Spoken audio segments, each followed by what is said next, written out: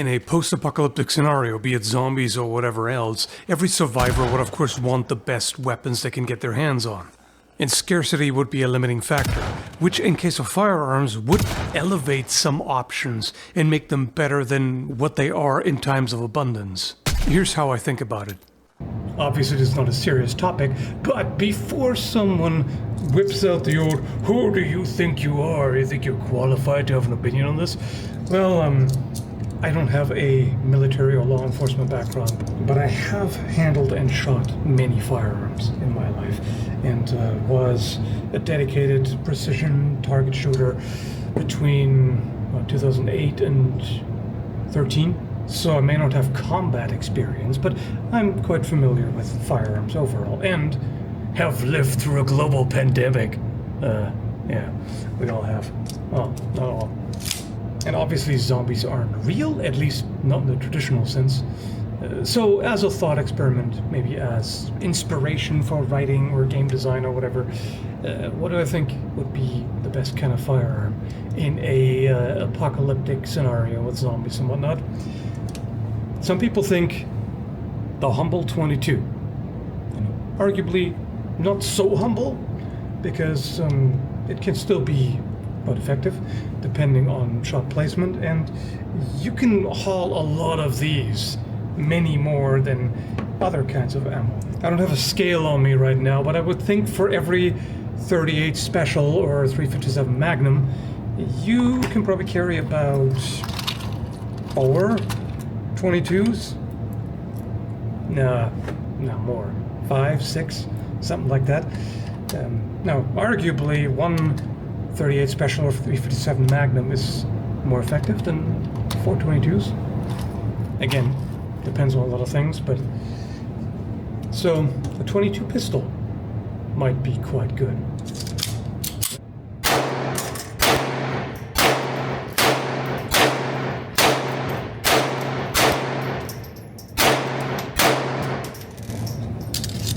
Easy to handle, super light recoil, you can do fast follow-up shots, etc. But there are other issues with rimfire ammo other than the power difference compared to larger calibers.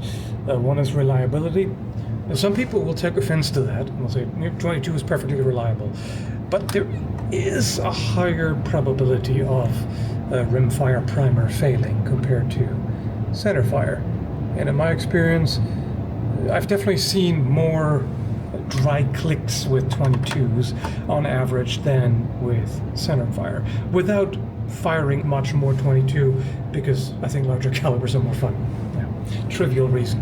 And also you can reload centerfire a bit more easily. Now, you can theoretically reload rimfire. I've seen it done. You can see here the indentation that the striker left on the rim. That's where the primer is in a rimfire, that's why it's called that. So to refill that is a lot trickier than simply punching out the centerfire primer on one of these and reloading with a fresh one. Now, of course, in set hypothetical apocalypse scenario, you may not get easy access to primers. That's really the main problem when reloading. Everything else, powder can be made. Bullets can be cast. Primers, you can make them too, it's just a little trickier. So there's some downsides to rimfire, but obviously also there are good things about it. And then of course there is the whole semi-auto versus revolver conundrum, if you want to call it that. Nowadays it's not really much of a thing anymore, because the old reliability argument is pretty much resolved these days. Semi-autos are perfectly reliable.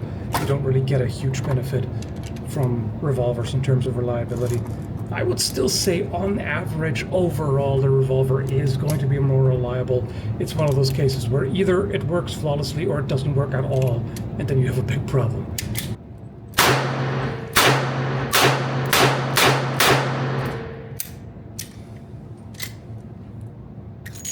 So obviously with a semi you have much higher magazine capacity. This holds 10. Their magazines hold way more, of course. You can have 15, 20, 30. They're 50-round drum mags. Gets a bit silly for a handgun, but for a rifle, that's perfectly fine. Or even shotgun for that matter.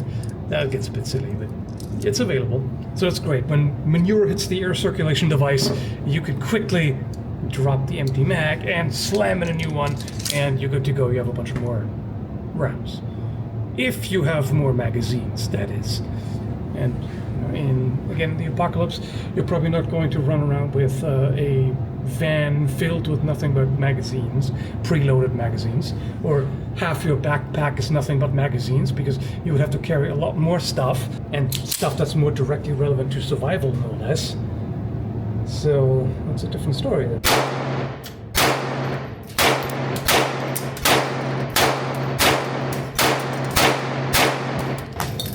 So, cool. If you have another magazine, if not, what now? Okay, crap.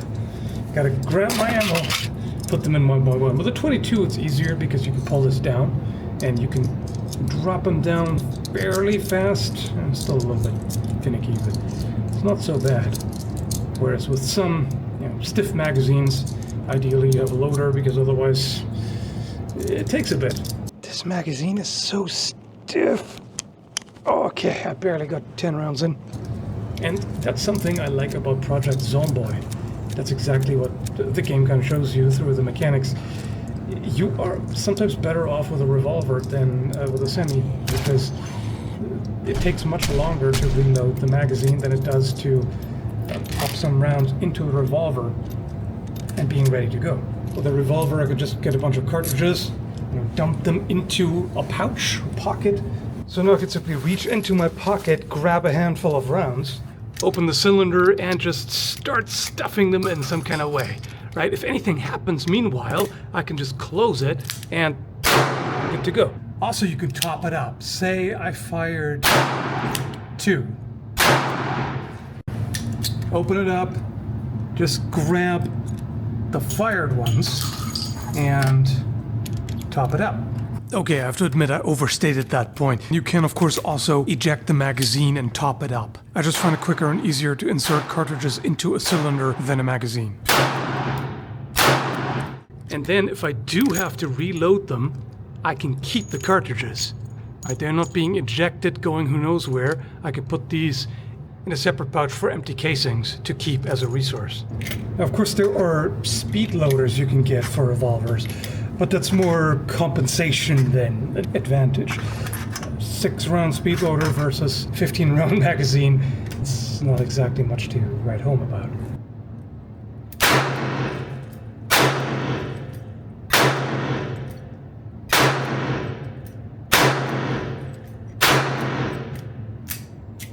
Another argument is that a revolver or lever action or pump action firearm sort of forces you to take your time and make each shot count more, as opposed to a frantic semi-auto mag dump. Now, enough experience and discipline negates that argument. Then again, how many people would have the marksmanship needed to actually make each shot count? Either way, some firearms inherently encourage ammo conservation more than others. Still, you can't deny that under ideal circumstances, a magazine-fed semi-automatic firearm is better. But that's exactly the issue here, isn't it? Ideal conditions. Apocalypse. Which makes some folks say, why even bother with these? Melee weapons are where it's at in the zombie apocalypse, right? But what happens when you run into a survivor with a melee weapon who's bigger and stronger than you, or has one of these, and you don't?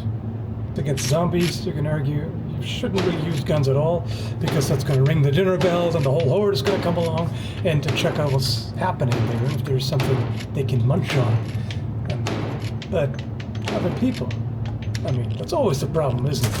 The greatest enemy of humans are humans. So in general, guns are a source of safety in the apocalypse, also a source of danger, obviously, but definitely good to have. So in general, I'm kind of thinking there is an advantage to non-magazine fed firearms in that very particular situation that they don't normally enjoy. You know, in warfare or self-defense, or a situation where supply lines are not shot, no pun intended. So that applies to tube magazines in rifles and shotguns, whether it be a lever action or a pump action. And there's also the old double barrel, of course, which doesn't have a whole lot going for it other than simplicity, so it tends to be a bit more reliable, tends to not fail as easily, and you get 2 shots in rapid succession, arguably faster than even semi-auto, although marginally so. But then, of course, reloading is even slower than topping up a tube magazine and a pump action. Anyway, that's just some thoughts. Hope you found it interesting and entertaining. Thanks for watching, and take care.